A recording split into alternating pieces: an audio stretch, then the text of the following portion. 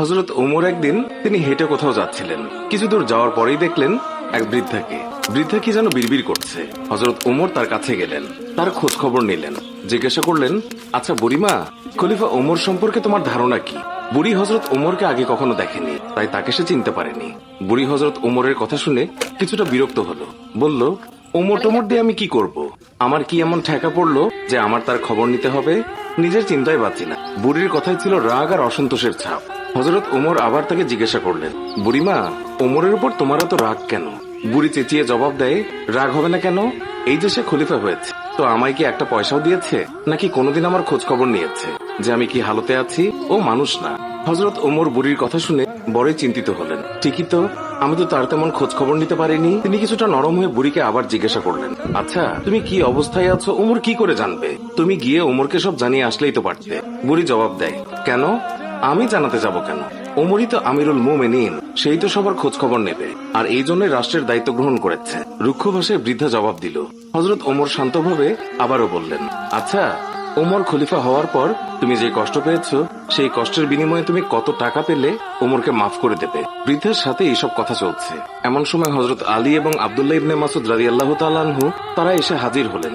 তারা হয়তো কোথাও যাচ্ছিলেন, এসে সালাম দিলেন, আসসালামু আলাইকুম ইয়া আমিরুল মুমিনিন।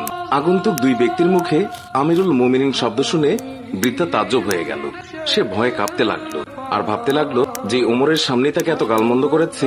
দারুণ অনুতপ্ত হলো বুড়ি। হযরত ওমর বৃদ্ধাকে সান্ত্বনা দিলেন আর বৃদ্ধার হাতে 25টি স্বর্ণ মুদ্রা দিয়ে বললেন, বুড়িমা, তুমি এই চামড়ায় লিখে দাও যে কিয়ামতের দিন ওমরের কাছে আমার কোনো দাবি নেই। বৃদ্ধা তখন তাই করলো। চামড়ার উপরে তা লিখে দিল বৃদ্ধা, আর হযরত আলী রাদিয়াল্লাহু তাআলা আনহু সাক্ষী হিসেবে তার উপরে দস্তখত করলেন। হযরত ওমর রাদিয়াল্লাহু তাআলা আনহু মুহাম্মদুর রাসূলুল্লাহ সাল্লাল্লাহু আলাইহি ওয়াসাল্লামকে অনুসরণ করে তালি লাগানো জামা পরতেন। যখন তিনি মুসলমানদের প্রাণকেন্দ্র বাইতুল মুকাদ্দাস জয় করার জন্য বের হচ্ছিলেন, সেই সময় তার পরিহিত জামায় 17টি তালি লাগানো ছিল।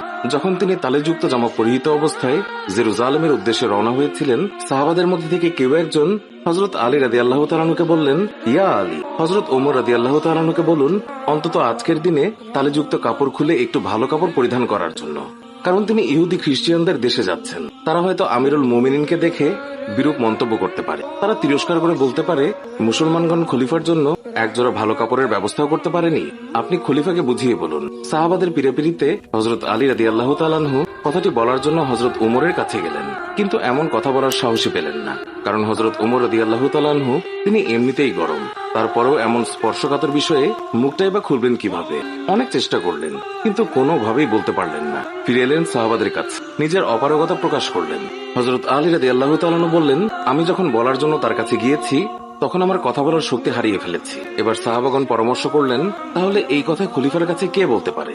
সকলেই খেয়াল পেশ করল হযরত আয়েশা রাদিয়াল্লাহু তাআলা আনহা এবং হযরত হাফসা রাদিয়াল্লাহু তাআলা আনহা বলতে পারবেন। তারা সকলে মিলে হযরত হাফসা রাদিয়াল্লাহু তাআলা আনহুর কাছে গেলেন। হযরত হাফসা রাদিয়াল্লাহু তাআলা আনহু বললেন, আমি রাসূলুল্লাহ সাল্লাল্লাহু আলাইহি ওয়াসাল্লামের স্ত্রী এবং খলিফা ওমরের মেয়ে, কিন্তু আমার পিতাকে এই কথা বলার সাহস আমার নেই।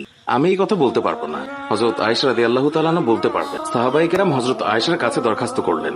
অতঃপর তিনি হযরত ওমর রাদিয়াল্লাহু তাআলা আনহুকে ডেকে পাঠালেন। হযরত ওমর রাদিয়াল্লাহু তাআলা আনহু হযরত আয়েশা রাদিয়াল্লাহু তাআলা আনহার পয়গাম পাওয়ার সাথে সাথেই উপস্থিত হলেন। ভারত উপমহাদেশের বিখ্যাত হাদিস বিশারদ শাহ ওয়ালিউল্লাহ মুহাদ্দিস দেহলভী একটি গ্রন্থে লিখেছেন যে হযরত ওমর রাদিয়াল্লাহু তাআলা আনহু আম্মাজান আয়েশা রাদিয়াল্লাহু তাআলা আনহার সামনে দোজানো হয়ে তিনি বসে পড়েন। আয়েশা রাদিয়াল্লাহু তাআলা আনহা বললেন, আমিরুল মুমিনিন, আপনি যেহেতু খ্রিস্টিয়ানদের রাজ্যে যাচ্ছেন, এই জন্য আপাতত এই তালিযুক্ত জামা পরিবর্তন করে অন্য একটি ভালো জামা পরিধান করুন।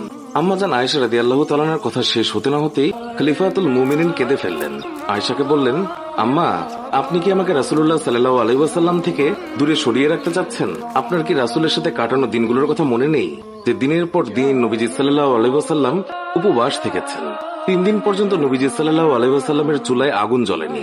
হে আয়েশা, আপনার কি সেই দিনগুলোর কথা মনে নেই যে নবীজি সাল্লাল্লাহু আলাইহি ওয়াসাল্লাম তালিযুক্ত কাপড় পরিধান করেছেন? আম্মাজান, ওমর এই ছেঁড়া ফাটা তালিযুক্ত পোশাক পরে যে স্বাদ অনুভব করে তা বোঝানো সম্ভব নয়। ওমর আর অন্য কিছুতে এমন স্বাদ অনুভব করে না। সিরাতের কিতাব সমূহে লিপিবদ্ধ হয়েছে যে খলিফা হযরত ওমর রাদিয়াল্লাহু তাআলা আনহু যখন রাসূলুল্লাহ সাল্লাল্লাহু আলাইহি ওয়াসাল্লামের অসহায়তার কথা আলোচনা করছিলেন, তখন হযরত আয়েশা এবং হাফসা দুইজনেই অঝরে কাঁদছিলেন। অতঃপর খলিফাতুল মুমিনিন হযরত ওমর রাদিয়াল্লাহু তাআলা আনহু তালিযুক্ত কাপড় পরিধান করেই মুসলমানদের প্রাণকেন্দ্র বাইতুল মুকাদ্দাস বিজয় করার জন্য বের হলেন। হযরত ওমর রাদিয়াল্লাহু তাআলা আনহু তিনি যখন জেরুজালেম শহরে প্রবেশের দ্বার প্রান্তে 22 লক্ষ বর্গমাইলের বিশাল সাম্রাজ্যের খলিফার হাতে উটের রশি, উটের উপর বসে আছে ভৃত্য, মুসলিম বাহিনীর সেনাপতি আবু উবাইদা ইবনুল জাররা রাদিয়াল্লাহু তাআলা লক্ষ্য করলেন খলিফার গায়ে অতি সাধারণ 17টি তালিযুক্ত জামা।